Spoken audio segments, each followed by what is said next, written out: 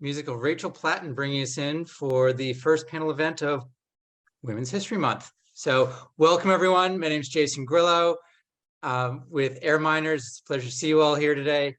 I'm going to talk a little bit about why we're here. So today we're talking about how to certify and register carbon credits for removing carbon from the atmosphere. In Air Miners, we're on a journey to remove the first 1 billion tons of carbon dioxide and its equivalents from the atmosphere by the end of 2030. So to that end, we need to we've had a series of events on MRV. How do we measure the removal of carbon by various methods?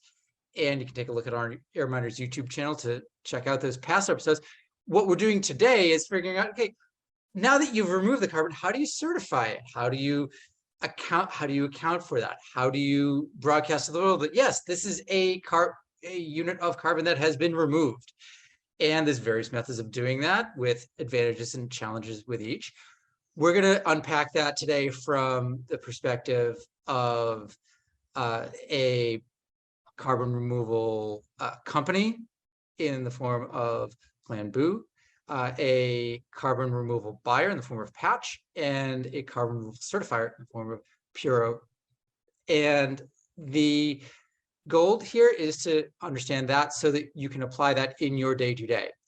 A little bit about logistics before I hand the floor over to the incredibly capable hands of Varsha Ramesh.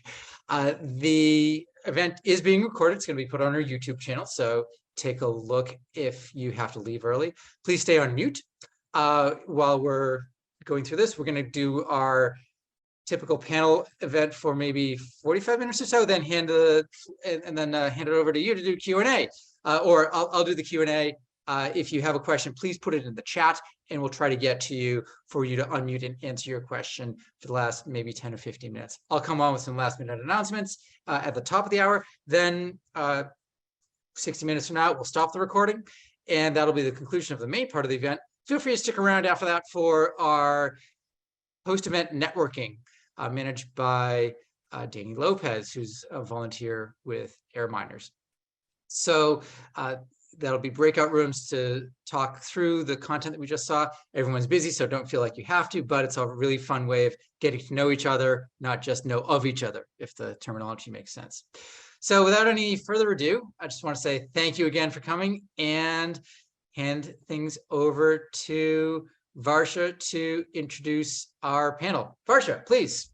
Yes. Hi, everyone. Excited to be here. I'm Varsha Ramesh. I'm currently wrapping up my MBA at Harvard, and prior to school, spent a few years at Indigo Ag. So I've seen this from the project developer side, and most recently interned in product management at Patch last summer.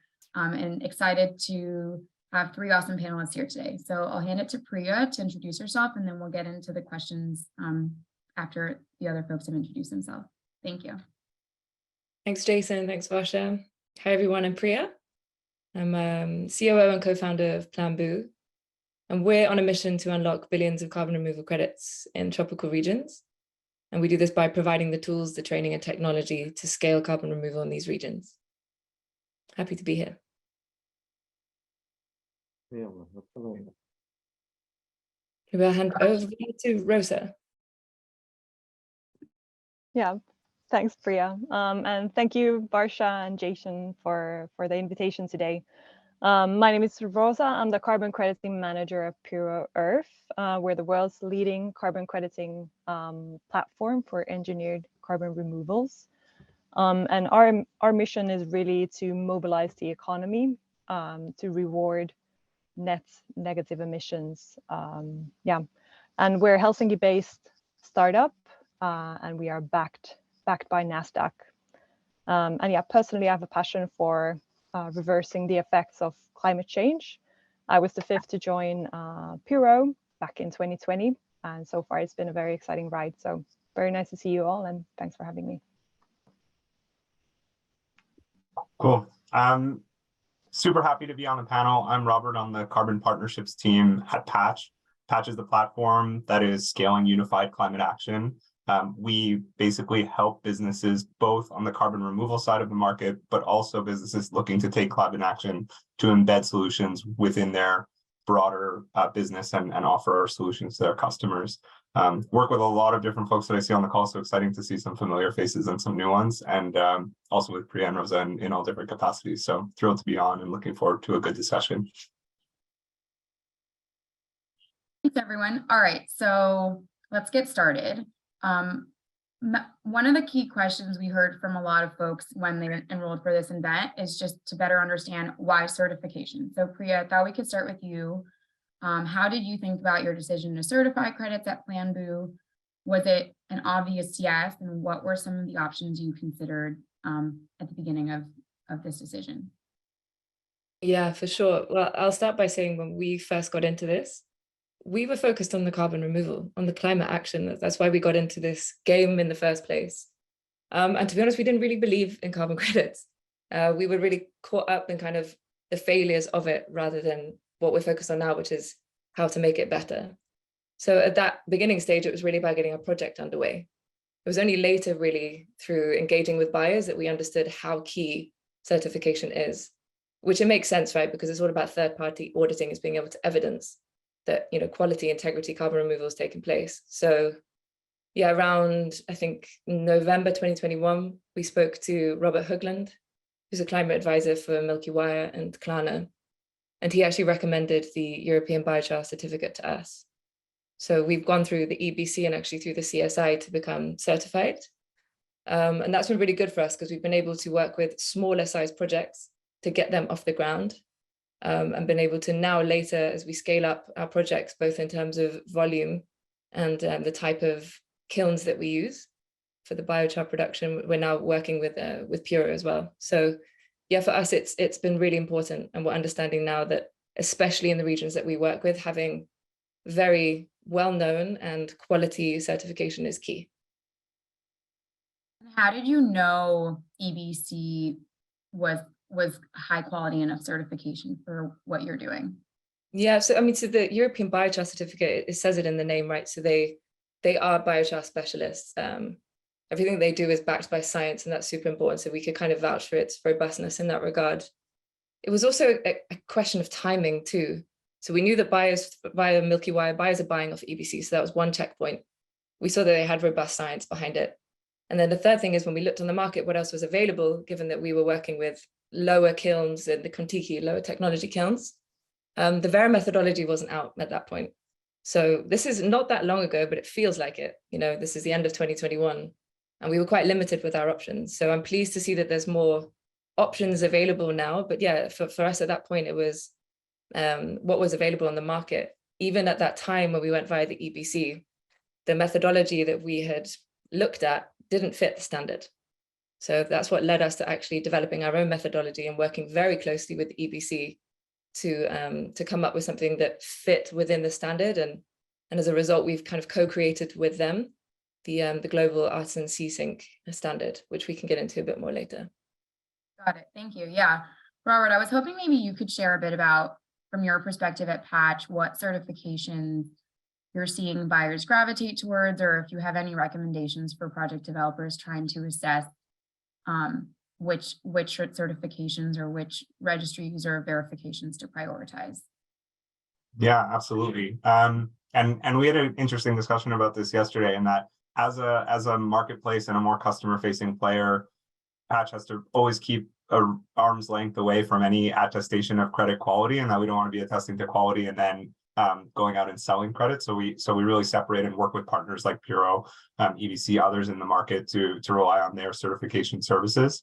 What it comes down to a lot for buyers, and what we spend most of our time doing, is building trust with buyers as trusted advisors through really deep transparency into the credits that they are buying. And so what I would recommend in looking for a certifier is someone that has a super transparent process, has published methodologies, who's weighed in on those methodologies, what their incentives are in weighing in on the methodologies, if any, and then, you know, who they're contracting to do verification and do measurement and reporting and some of the other areas in the value chain. And so as much as a certifier can really publish those things and make them available to customers, that's what we really gravitate towards at Patch, in that we could direct customers. But building trust in a customer is different for every customer. Sometimes they just want to know that EBC is a trusted brand and they don't need to go further than that. And then sometimes they're large enterprises that really want to do very deep due diligence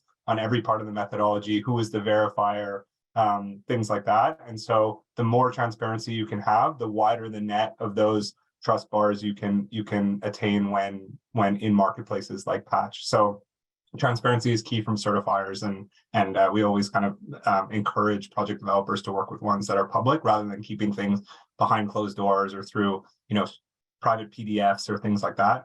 Publishing is super key for what we do.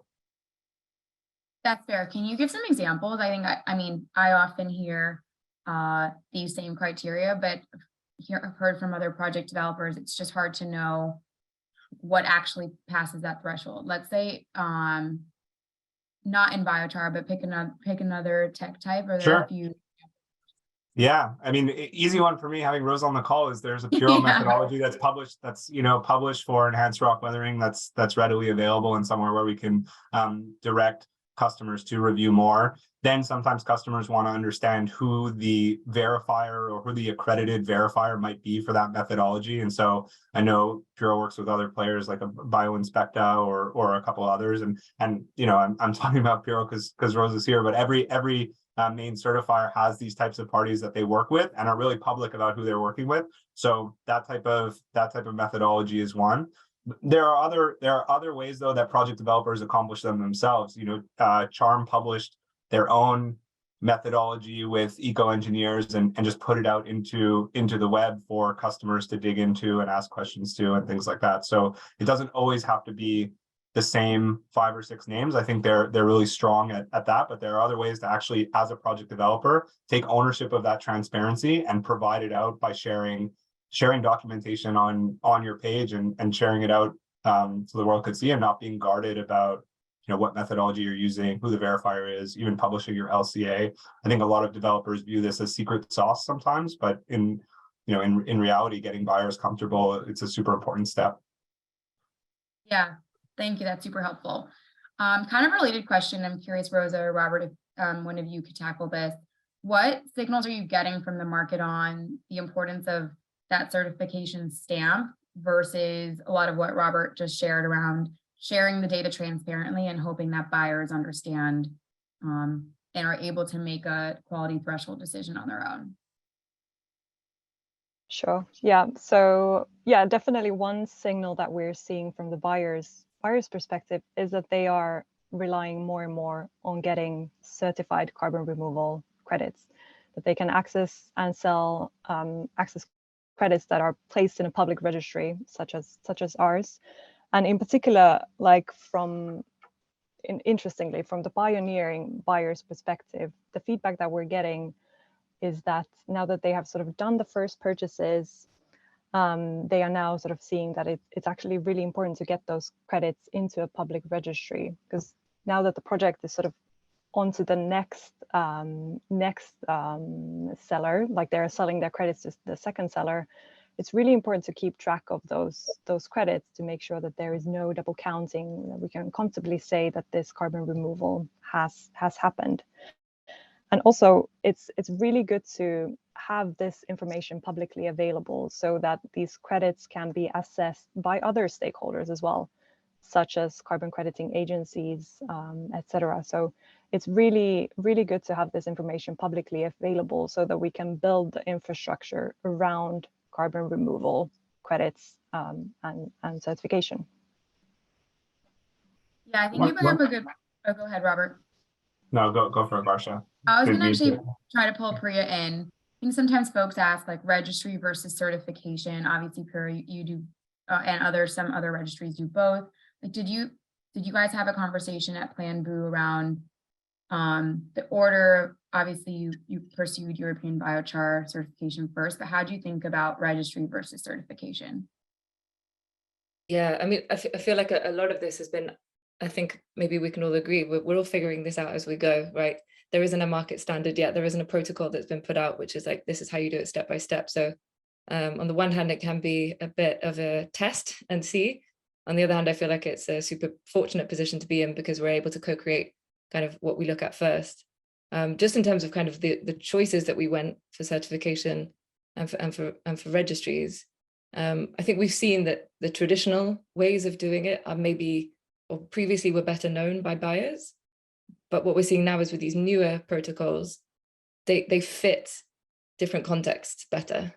So it's adaptable, it's flexible, it's more inclusive. So working with Puro, for example, has been like a perfect route for us because it's affordable, it's a quick turnaround.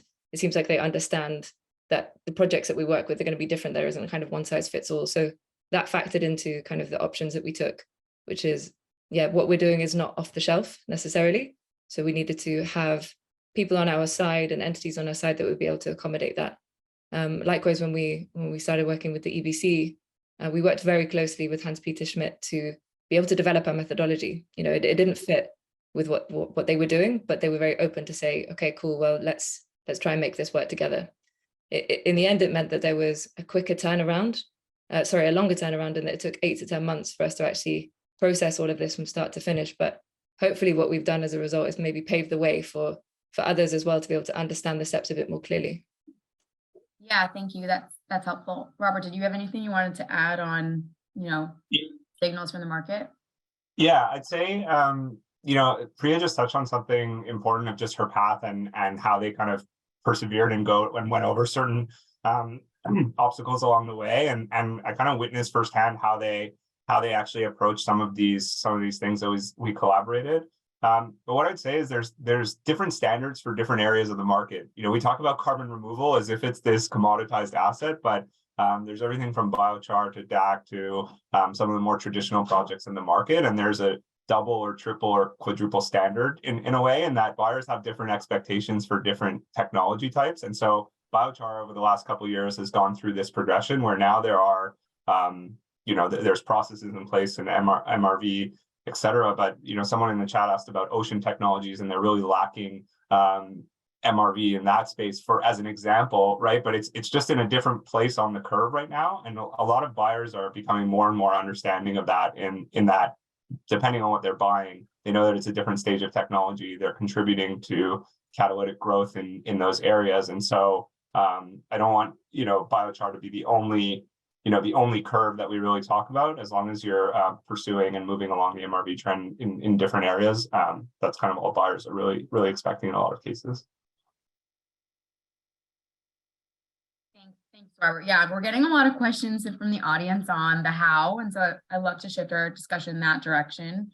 And Priya, maybe we could start with you again. You kind of mentioned an 8 to 10 month timeline.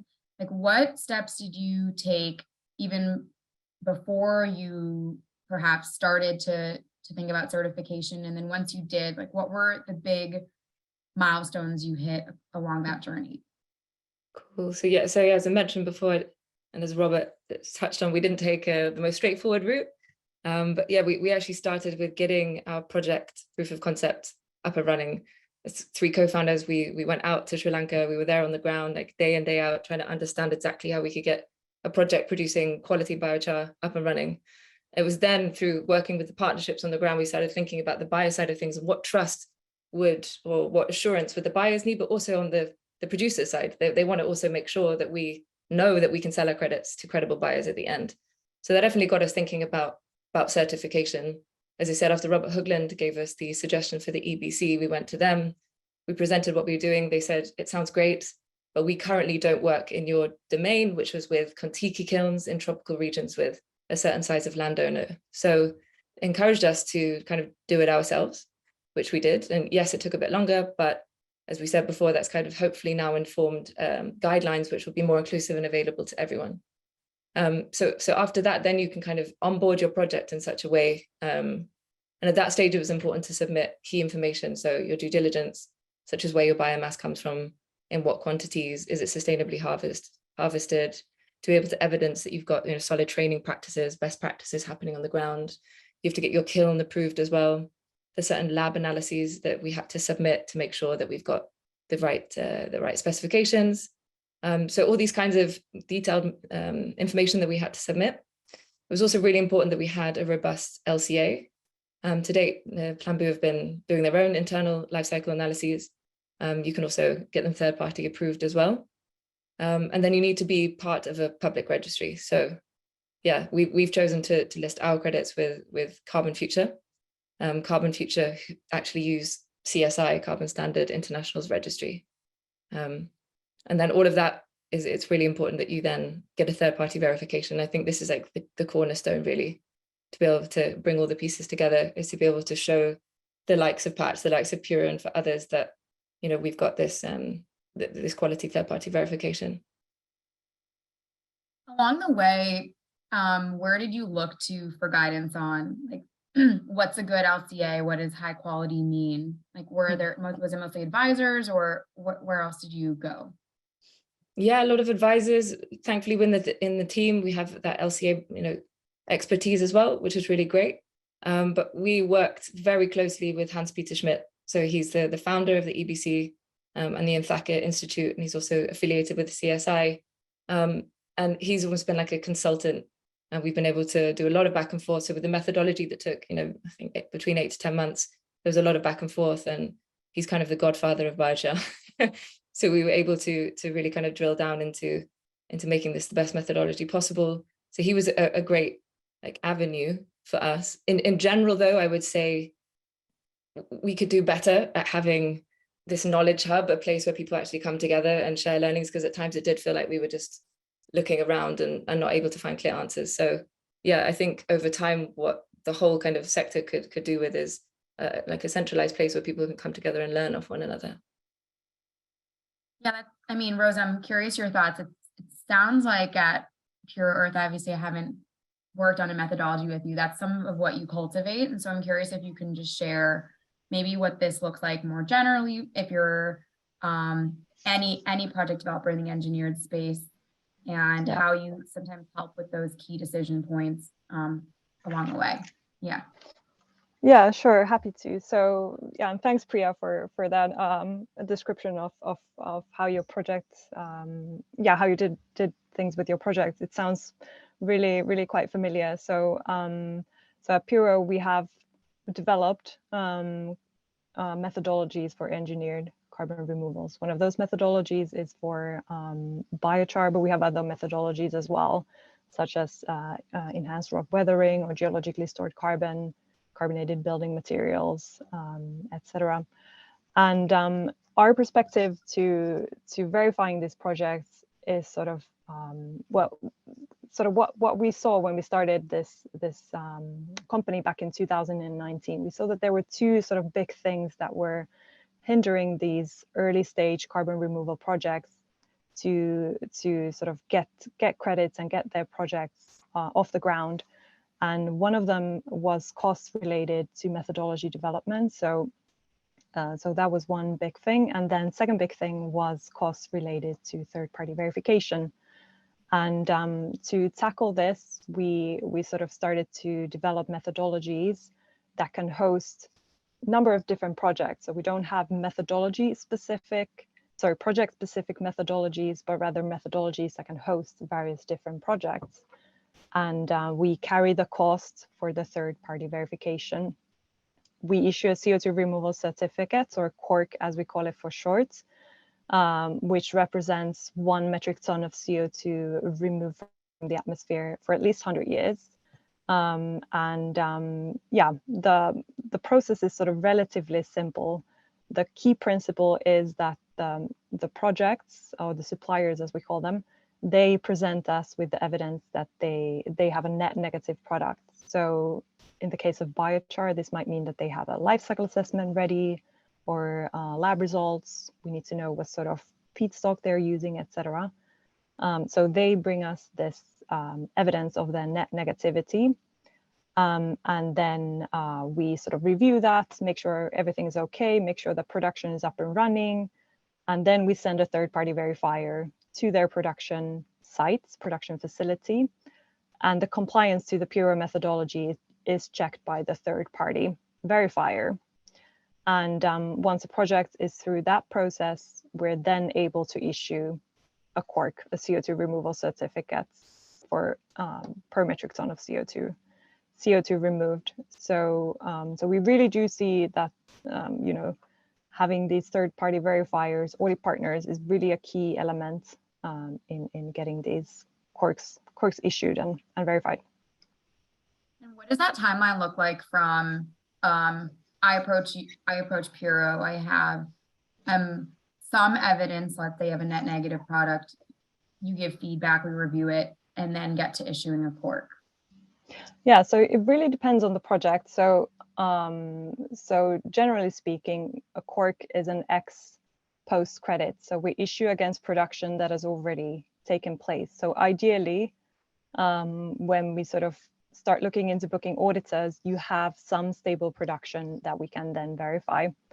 But once we have received like an LCA from you and we know that your production is running, we know how much production you have, where your biochar is being shipped to, then we can move sort of relatively fast. So we're working with really good audit partners, and typically the timeline looks something between sort of, yeah, I would say like from getting the audit started, we can have the first corks issued within 3, 4, sometimes 5 months. But getting the project to the, getting the project ready so that they have the LCA and the lab results and everything's up and running, that might take some time for sure. But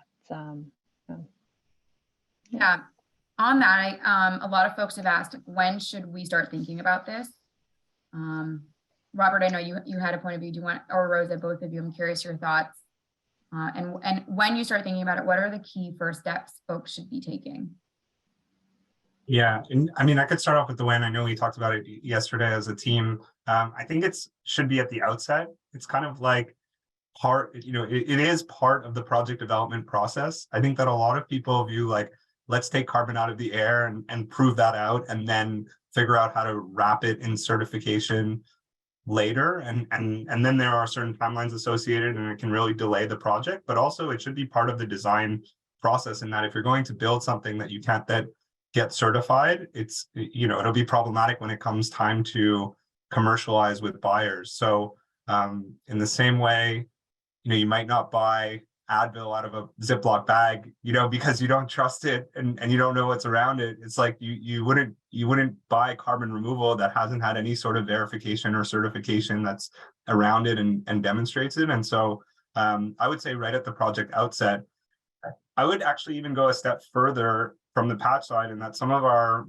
really successful relationships with project developers that are then convert into success in the market is looping in different sales channels also at the very early stage about how you're thinking about certification, because ultimately what you're doing is producing carbon removal as a service for other businesses that are going to pay you for it. And so thinking about how will buyers respond to certain certification processes and certain methodologies that you're developing, I think it's really an important step of stakeholder engagement at the outset of the project, and not to leave it as an afterthought.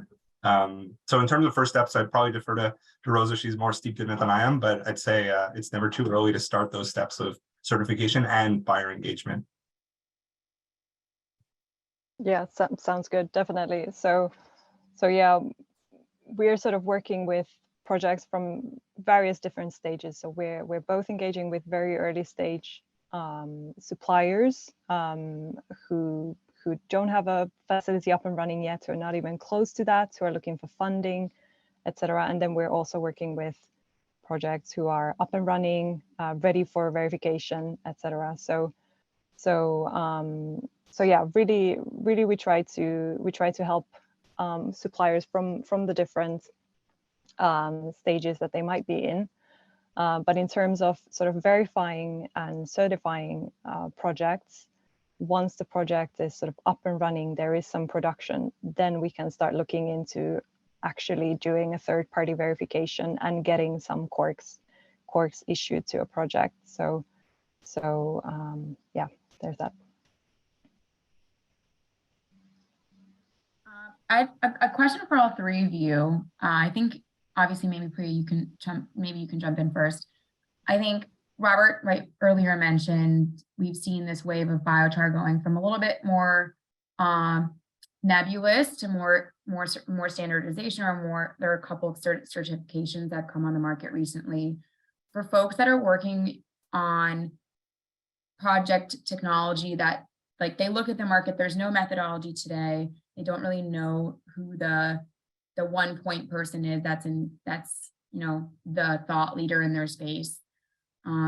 What are some like very specific things they can do right now to get a signal on what quality looks like, or what a high quality LCA would be, or what some of the other MRV requirements are like? Sure. So, I mean, yeah, just to echo what Rosa and Robert have said, like it isn't ever too early, and to factor in that it's probably going to take a bit longer than you think, and to be prepared for that. But it's not necessarily a bad thing, because what we learned along that process of thinking, it's taking 10 months, it was, so valuable. And it's also meant that we formed partnerships along the way, and we've got to know each other in a way that I think is only going to benefit everyone, hopefully. So I'd say, yeah, it's about starting sooner rather than later. And start thinking about the design of a proof of concept. Like that's where it all begins, really. It's what's a viable and feasible proof of concept that you can get going to begin with. And the feasibility of it's important too. And then I would say start looking for off-the-shelf methodologies first and foremost. Not necessarily the route we did, but recommended, because it's through these methodologies, they lay everything out. A good methodology should be one that you should be able to understand, right? Step by step, what data do you need to collect? What level of LCA do you require? Can I do this myself? Would I need to get somebody in to support me with this? How much would it cost? So I think just starting by reading the methodologies to begin with that are out there. So look at Vera, look at Puro, look at the EBC CSI, see what's out there first, and then make a decision whether it's worth doing your own. I think methodologies still need to adapt to the different contexts that we work in. And I can see people from all over the world on this webinar, which is fantastic. So yeah, the reality is that we need to certify and generate more methodologies to be able to fit all of the contexts that we're operating in. But yeah, start with the ones that are out there and then see if you can adapt them, because starting on your own it's going to be a bit laborious, let's say. Yeah, it's a good starting point. Thank you. We're getting a few questions in the chat just around cost, so I'll toss this up for anybody to answer. Maybe Rosa, a question for you is just like, what are some of the baseline costs of registering on Puro Earth? And then Priya and Robert, if you have any thoughts on what you've seen of just like portion of, if I'm a project developer, how much of my budget should I be allocating towards MRV investment so that I'm ready for certification and registry? Sure. So maybe just the costs from our side. So yeah, our business model is so that we take a transaction fee for each cork sold. So that's why we're sort of highly motivated to support our projects, because we take in a lot of the upfront costs from the project. So we carry the cost for the audits, and we don't charge for the methodology development work either. There is a membership fee that is 900 euros. It's an annual fee. And on top of this, there's this transaction fee. I can link the fee structure to this chat, so you can take a look. It's based on your sort of annual production level, as well as like the price per credits. So it's a sort of it's a fee matrix. So you can take a look at that to see where you would land. On top of that, I think one of the major costs for projects within Puro is getting the life cycle assessment done. So that's probably the biggest cost that our current suppliers are facing. So this is something that they typically need to get help with. So in some cases, they can do the LCA themselves. Maybe they have expertise within their own company, but typically they do need to hire someone to help them with the life cycle assessment. And that is typically a cost of, we're talking about thousands, so 4,000 to 10,000 in euros, maybe. Yeah.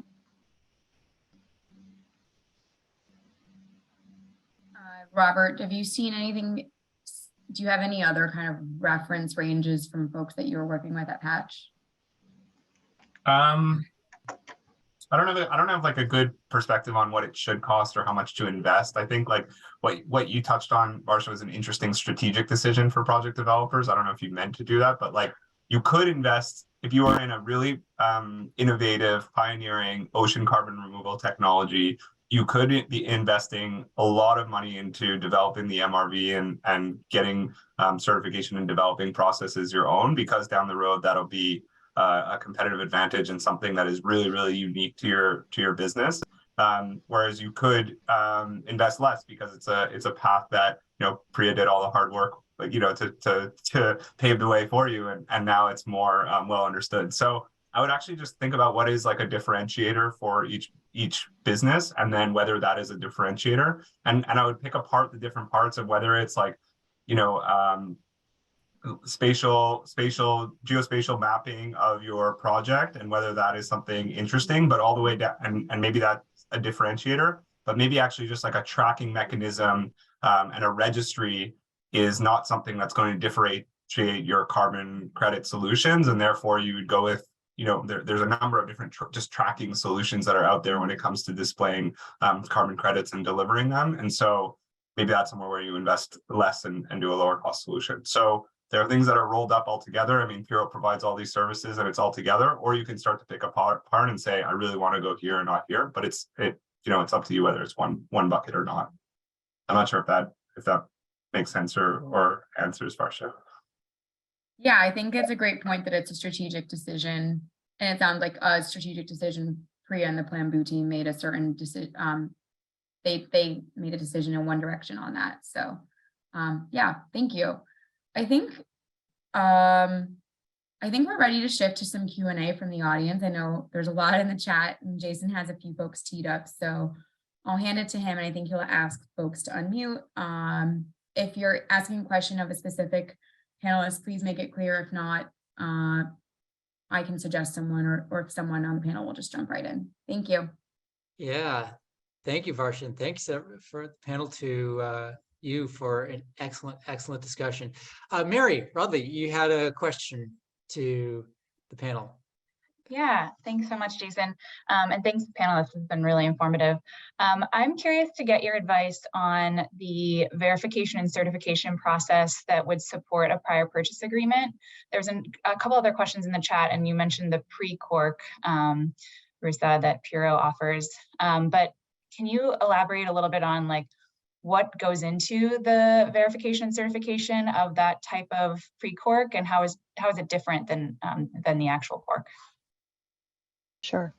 So a pre-cork is also a digital tradable asset for that is sort of that it will be turned into a cork once your project has gone through the third-party verification and your production is up and running. You have production that we can actually verify. So the idea is that this is another tool. This is a digital tradable asset that that early stage suppliers can utilize to ensure that they have buyers for their future corks, yeah, basically it's a tool to secure buyers for your future production, and it's something that we can issue in the Puro registry. It's a relatively new tool, so we don't have much data on that to share yet.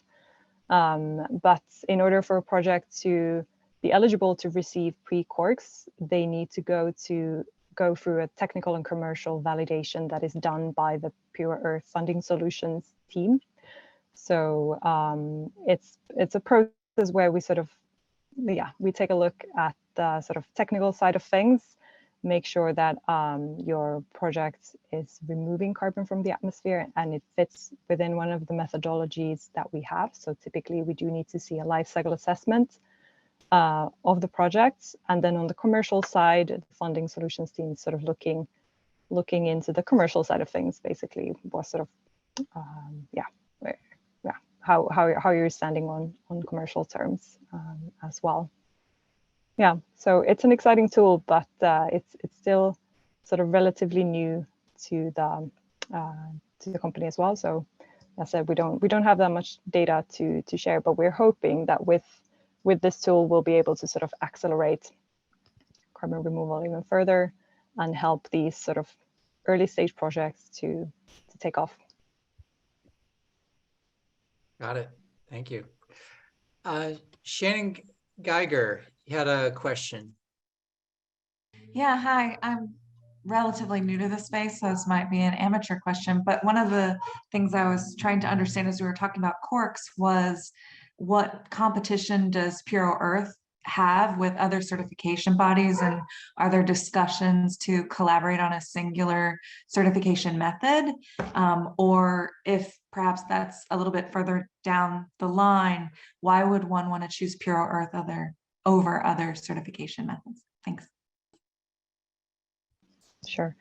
So we're definitely the first sort of carbon removal platform that has been established. So we came out with a biochar-based methodology already back in 2019, and we started trading the CO2 removal certificates straight away. So we do have a lot of experience on how the market works, and sort of how to verify and certify, register projects, all of that. There aren't that many sort of platforms that purely focus on carbon removal, I would say. So in the recent years, we've seen some new carbon removal methodologies coming up, mainly from Vera. So I think these will be our competition in the future, once sort of they start issuing those credits out as well. Yeah, so far it's been us. Yeah. Thank you. Question from Eric Rosenfeld. He's putting it in writing since don't think he can go off mute right now. Asking, what's the proper amount to budget for LCA? In fact, we've seen a couple other LCA questions come in, which we'll get to, but this might be more for Priya than anybody else, but Robert and Rosa, feel free to chime in if appropriate.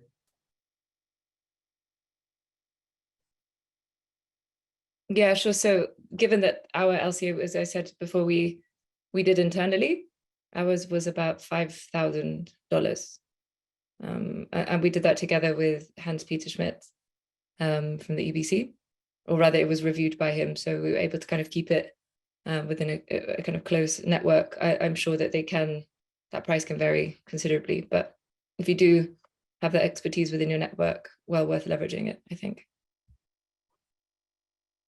I've seen just with some technical consultancies and for more frontier or less defined technologies, it could be over 100K fairly easily. And sometimes when you think about an LCA, it starts off as I need a spreadsheet, and it develops into, what do I need to publish about this methodology, and actually writing the methodology from scratch or publishing certain deviations from existing methodologies. And so if it depends, I know there's a lot of folks on the call, and some might be in different areas of carbon removal. And so if you're in a more novel solution type, I think it could definitely be 100K or even more.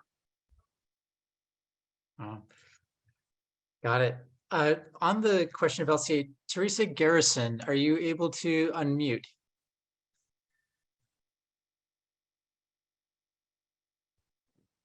Hey, so I'm unmuted, but I don't know how well you can hear me right now. I'm on public transit. Oh, okay. I can ask your question then. Okay. Since Okay, go for it. yeah, no worries. So it looks like she wants to know that in her understanding, LCAs are attributional, not consequential, and might not be necessarily relevant to determining the emissions removed. Curious to get maybe the panel's thoughts on that and how LCAs are used.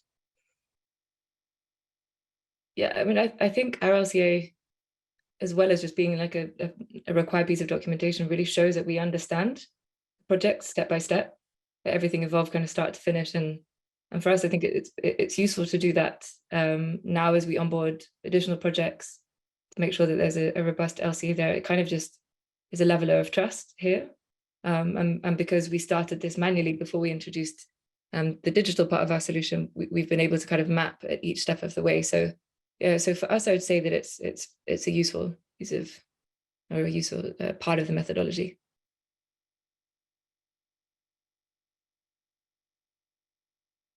Got it. Other thoughts?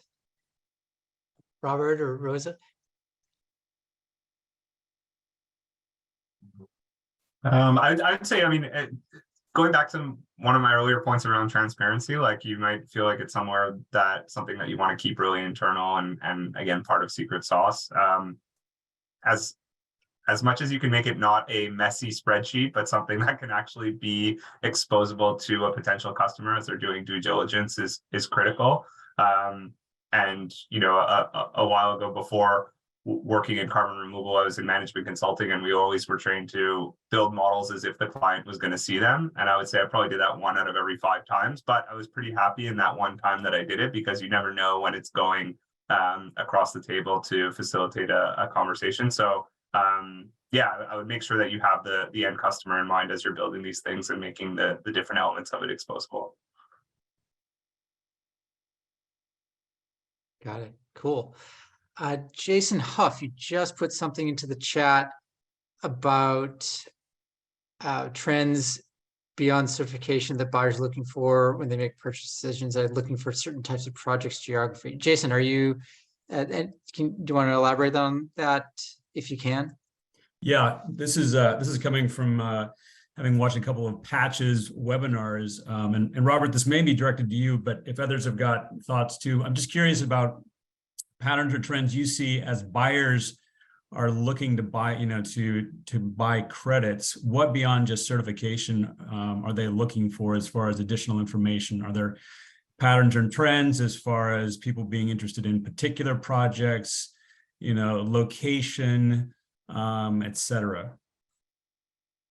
Yeah, thanks for the question. Happy to hear that you've seen some better speakers than I from the Patch side. So that's good. That's good that you're not relying solely on me for your impressions. I would say the you know, buyers will have geography in mind. I think it's part of, you know, what we hear about in terms of just buying local, being close to a community and things like that. We generally probably steer them away from geography as their main point of purchasing, because it's a shared atmosphere, and you know, there are a lot of other criteria to get up to speed on rather than just what's closest to me. Plus, as a project developer, it's kind of hard to control. You know, you want to be close to a buyer, but you don't know who that buyer is yet. So anyway, I don't know that I would index too much on geography, so to speak, as buyers get more educated. But what I would say is that you know, price point is one that comes to mind a lot. And so doing price discovery, not only to get to the lowest possible price, but also justifying why that price is additional and why every dollar that the customer is spending is going towards scaling carbon removal. Now, they're aware that, you know, this is a for-profit industry in most areas, so they're not expecting it to be fully, you know, non-for-profit and things like that. But I think, you know, demonstrating why the price is the way it is and getting them comfortable with that is something that can certainly be useful. So price discovery is also important. And then I would say increasingly coming to how those credits are actually delivered to them and how you're planning so that, especially if you're selling credits into the future, which a lot of carbon removal businesses are, how you're actually planning for the tracking and traceability of that promise to deliver, in that if you sell something in 2025 or 2026, when those years roll around, how does the customer get really confident that you're going to actually remove that carbon and deliver it to them? And so in some cases, you'll have to get into some process-based conversations with customers as to how you're really sure that you'll deliver and what will happen if you don't. And so that again builds that trust with the customer that they're going to get what they're paying for, even if it's only a couple of years out. So those are some big ones that come to mind, Jason, especially recently with recent customer conversations, but we're learning all the time from customers, and new requirements come up every week. Yeah, I totally agree, Robert. It's yeah, while we aren't necessarily fixating on geographies, what I'm seeing is that it's trust and transparency. Second to price, it's trust and transparency is really key here. That's what buyers are going to need to see and continue to see in order to buy in the volumes that we'd like to transact at. So I guess that's what we're really focusing on at Planboo, is to provide as much data as possible so that buyers can trust and then end up buying in geographies that haven't had as many carbon credits previously bought from. So that's something that's really important, I think, from the buyer's perspective. Cool. Utsab Silroy, you got your hand raised. Sorry if I got your name wrong, if I pronounced your name wrong. Utsab, please.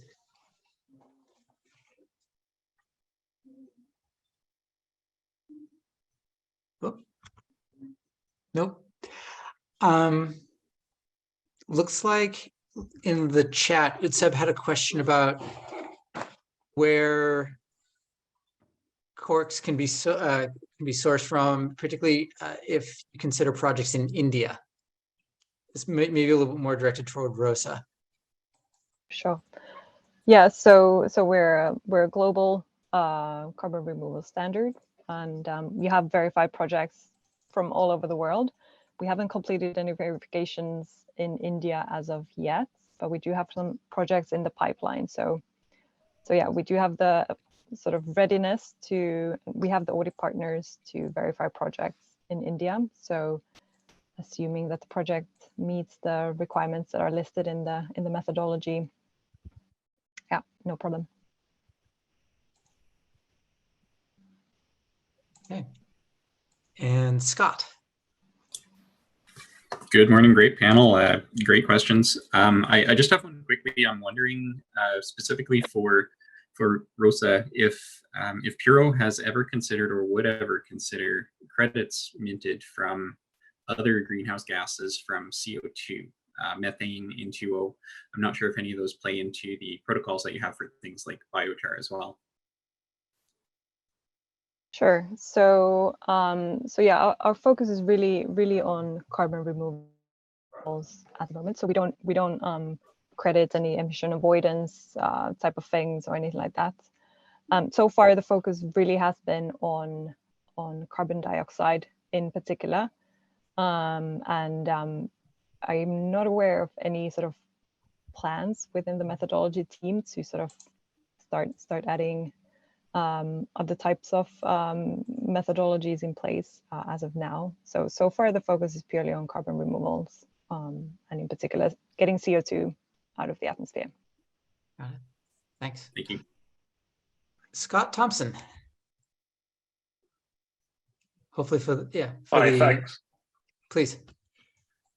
Hey, yeah, my question was around, so forgive my ignorance, I'm a bit new to this process, but it was around once the corks have been established, let's take Puro's example, is your intent to sit those on a registry and then sell them on exchange as and when there's a demand, or do you look to sort of quantify them and then set up an offtake agreement with a particular entity, or is it either of those, either or both?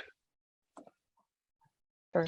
So once a carbon or once a cork is issued to a project, the project owns that cork, and they can choose to sell the cork either through different sales channel partners that we're working with, through different marketplaces, if they wish, or through direct sales as well. We can facilitate some of those transactions, but we do encourage our suppliers to sort of reach out to our sales partners and get listed on different platforms and marketplaces as well to get those corks out as well. But we do provide sort of agreement templates for pre-purchase agreements and direct purchase agreements. Yeah. Okay, perfect. Thank you. Great. So JD Roth had a question, and then I have a question myself. So feel free, JD, to unmute and ask. Yes, thank you, Jason. Can you hear me okay? Yeah. Okay, great. So we have nature-based carbon credits with a high component of biodiversity and ecosystem restoration. And my question is there somebody out there that you guys can recommend that we can work with to validate the quality of the credits, third party? And then a related question, which I don't know if it's appropriate or here or not, is there any view in terms of what kind of a premium, what kind of a range of premium we might or might not be able to acquire because of the story surrounding that, including restoration of endangered species on the UN Red List, etc.? Yeah, very broad basic questions for everyone really on the panel. I can take a stab from the buyer. There was a buyer interest question there around basically co-benefits and how buyers think about them, and then how they can pay for that. And I'll leave the validation question maybe aside for right now.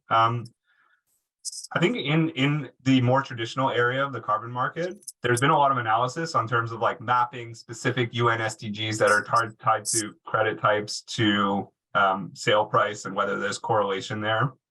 From a lot of the analyses that I've seen in that area, there's some indication of, more UN SDGs equals, slightly higher price and things like that, but only on certain registries. I think, for gold standard, maybe it ties, for Vera, maybe it doesn't. And so I'd say there's some data there, but honestly, I haven't seen a really, really compelling trend for like specific co-benefits equals a bump in price.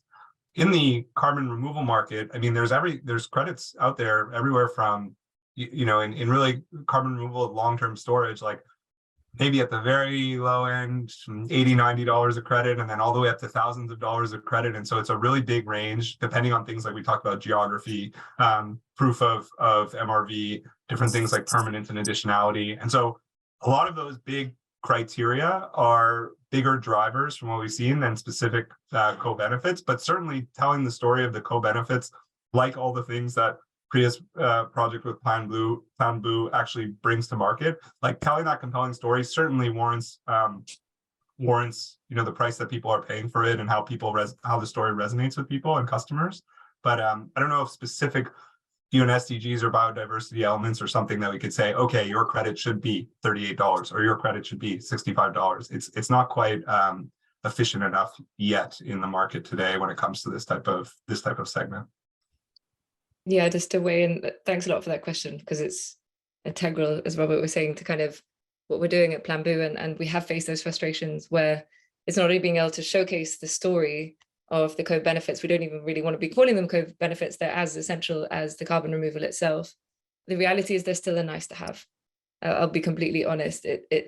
They don't trump. So the price will always win, and whether there's trust and transparency there for first and foremost is the reality of our experience today. I would love to be proven wrong with buyers who look beyond the carbon removal and then see the co-benefits as essential. So I think it's really cool that you're working on the biodiversity side of things. It's an underdeveloped area, depending on what type of carbon removal you're doing. There could be players out there. If you feel free to give me an email afterwards, and we can see if we can put our heads together and come up with the right people to speak to. Yeah, great. Excellent. Thank you. Great. One last question. We're just about at time, so I don't know if we'll have time to get to any other audience questions. My question to each of the panelists is just maybe one or two sentences advice that you would give entrepreneurs in the audience today.